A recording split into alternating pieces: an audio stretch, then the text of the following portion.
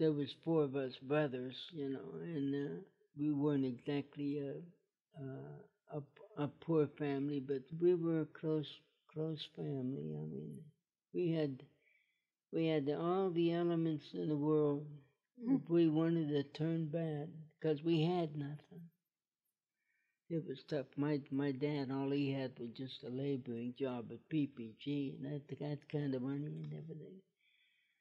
But it was fortunate enough that a friend of ours had a paper route, and he was giving up this paper route. And when my father got the $75 to pay for the route, and I took, but that paper route that I had and everything, my family never had to feed me. My family never had to put any clothes on my back. Everything that I had bought myself. Even to the day that I got married, I bought everything myself. We didn't eat what you would say, I mean, the way they would feed you today, because we didn't have that kind of money to go ahead and. But she baked bread at least twice a week. Oh, she made the best noodles. Yeah, she was. I love my mother.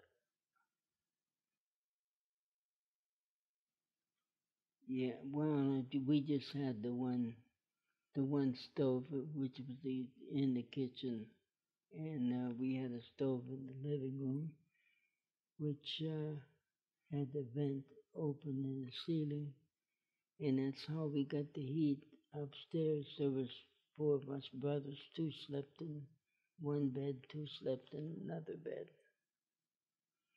Our coal, we had to go to the mine,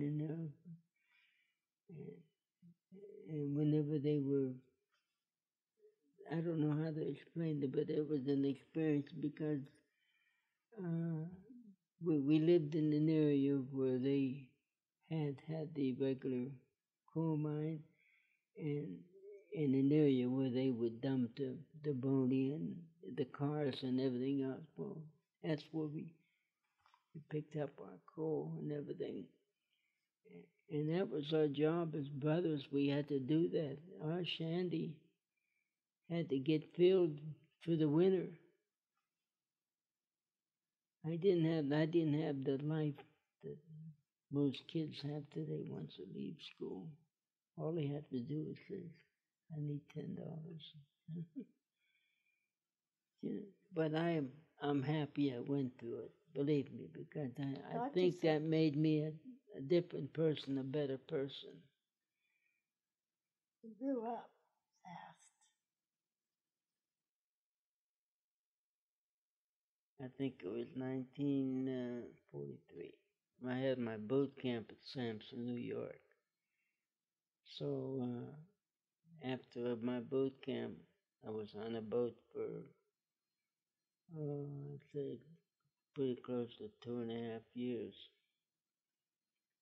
And we saw a lot of action. My ship wasn't what you would say a large ship. We were an escort, make sure that the submarines, you know. So we sunk 3 subs.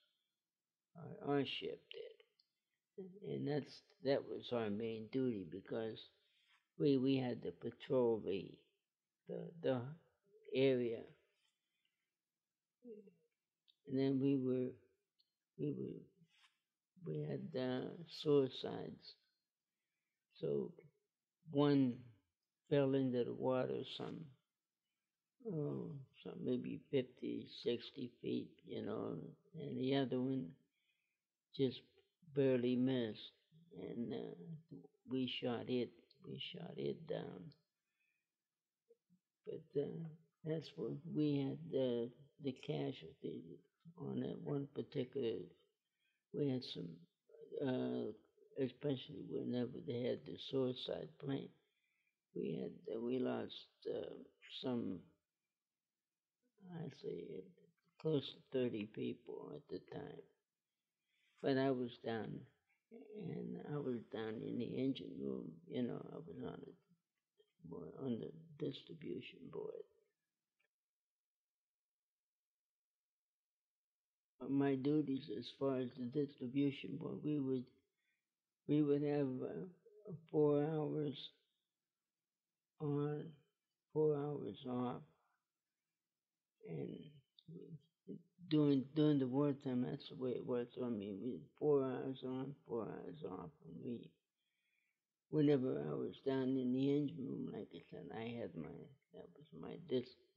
that was my duty, and I had to make sure that uh, all the meters and everything was corresponding with each other. It was as a kid, you don't think that, but it was a pretty big job at the time. Fortunately enough, that we didn't. We were shot at. We almost took 2 suicides, and we I came through it. And he was a year younger than me. He said he was going to sign up. So he did sign up for the Navy, and he didn't want to do anything else. He wanted to go. So he ended up, he was on the ship a very short time. The longest of his duties as far as being on the Navy was 4 months. His ship was sunk just immediately.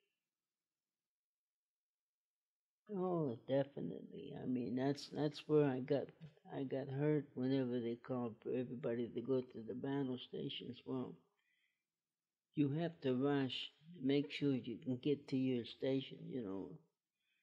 So on my way, and the steps, the stairways, and everything, they were metal. You're trying to get to, and my position was the distribution board. I had to make sure on everything. So I hurrying down the metal steps, and the last 2 steps I tripped, so I hurt my knee. But I had to stay, and I had to stay on the duty there and everything. So it ended up it bothered me, and when we got into Pearl Harbor, then that's when I had my first operation on my knee.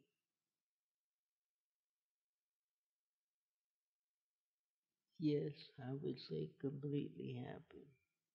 I said we made it through, and the only thing I came out of it was a bad knee, which I've had 5 operations on it.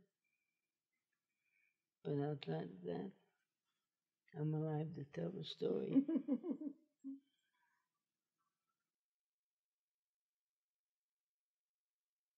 uh, the work that I had done where I was working at first at PPG Glass, before I went into the service, and after I had come back, I mean, they were slow, and I couldn't get back to working right away. It took me about a year and a half to get back to working again there. But I was happy. You were happy to be home? Yeah, I was contented.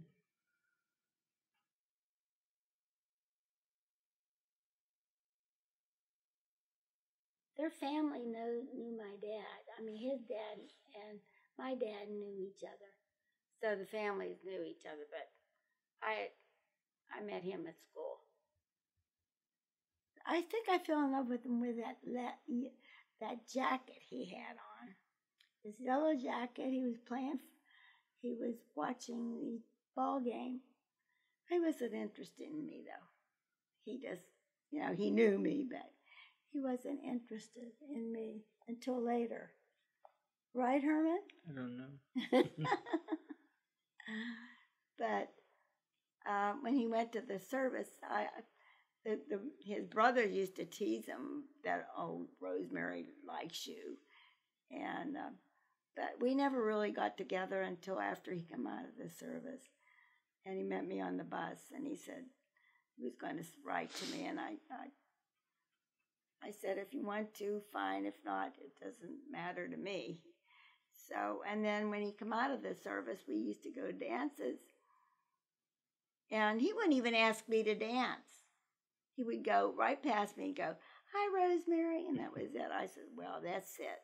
I'm not bothering with this guy. This is it. And go ahead, you're doing fine. And I started dating other people. And then he got really interested real quick. And then he worked at PPG, and I worked there too. And this one time, I am doing these things, these spacers, and all at once this person is hanging from the rafters, and that's him. And that is the truth. That was so funny. These guys laughed their heads off.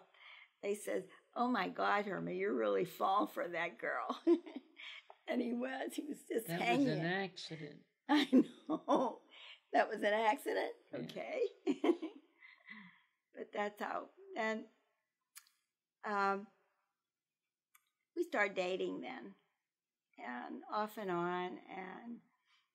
And then he said to me one day, he called me up and he said, if you don't marry me, you're going to be sorry. That's just what he said. So Tina says, Mother, what did you say to him? Well, she thought that was really funny. But he did say that. So I guess That's been so long ago. Huh? It's long ago. Yeah, 67 years ago. It didn't seem that long. Does it? It's a struggle. I don't know where the time went. It does. When you're living the life, you don't think about years. It just goes on. But we've been good ever since. So it's been a good marriage. Up and down. We've had some things happen in our lives that that brought us closer together with the loss of our little girl and our son too. We had 2 children that we lost. So we got through that. And believe me, if we didn't love one another, we could have never got through it. And then when we lost our baby, my husband went to pieces. That was hard. But we got through that too. And we have two other children, and they're good kids, so we're blessed. You have to thank all your other blessings that you have. That's how you get through it. That's all I could say. How can I say any more? You could say it, Herman. Well, you've done a real good job yourself. So.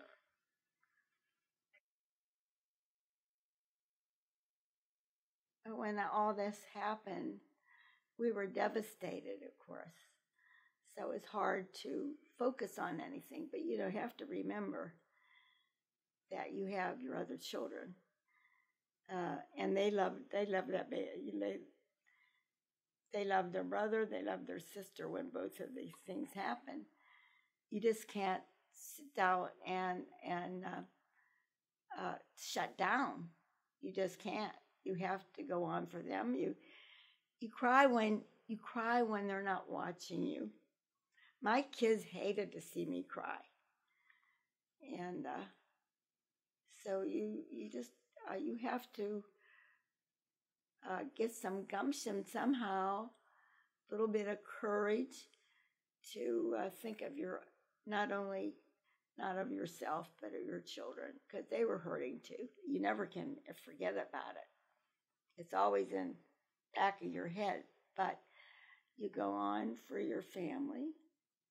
And nobody wants, it's a funny thing about when something happens. People are really sad when something happens. And they console you, they come and see you and everything.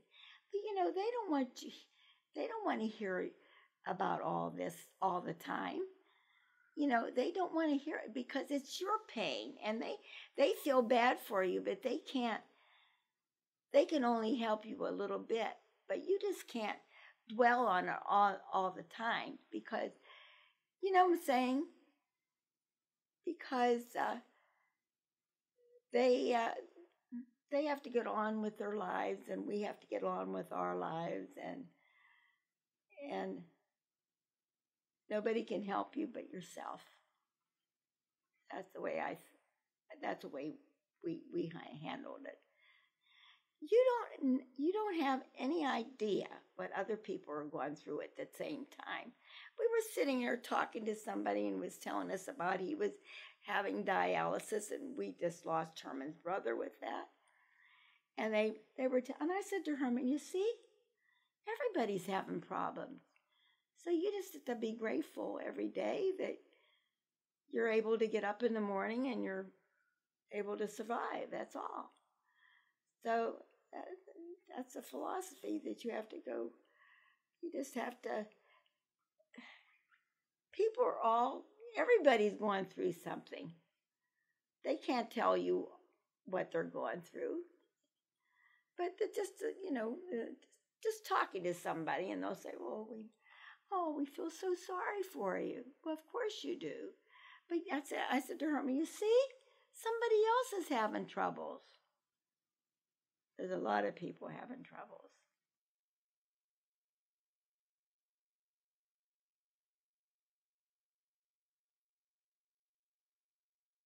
I was 22 and Herman was 23. So we were ready to get married, I guess. She does a lot better job than I do. She's got a better memory than I have.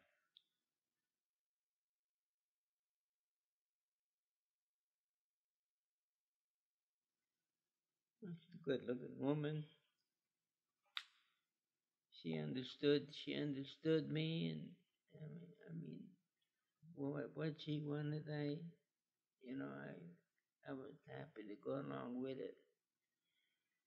So she's been good, and I can't ask for anything more.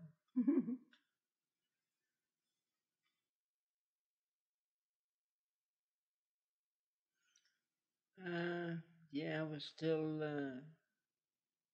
in the undecided situation. I said, is this for real?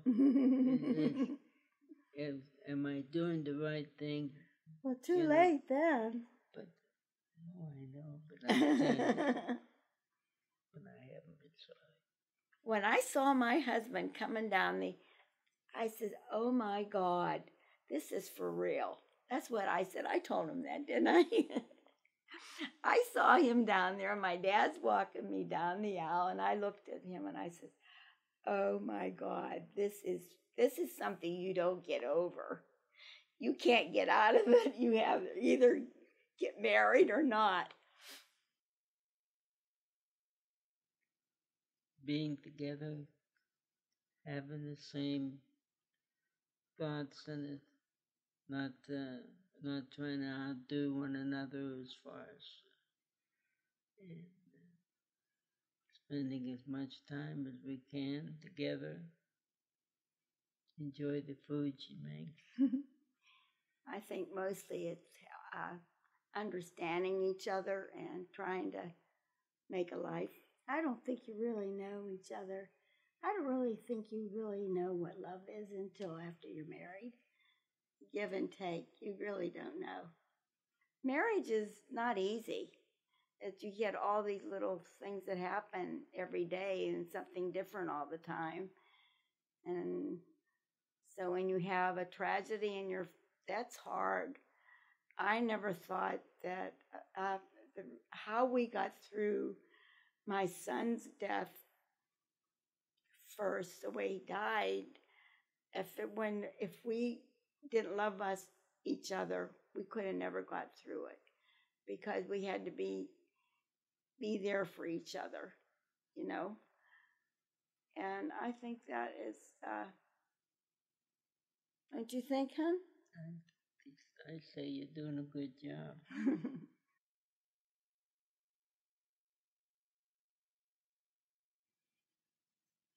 Well, I would say being a good individual, being a good person, a good father.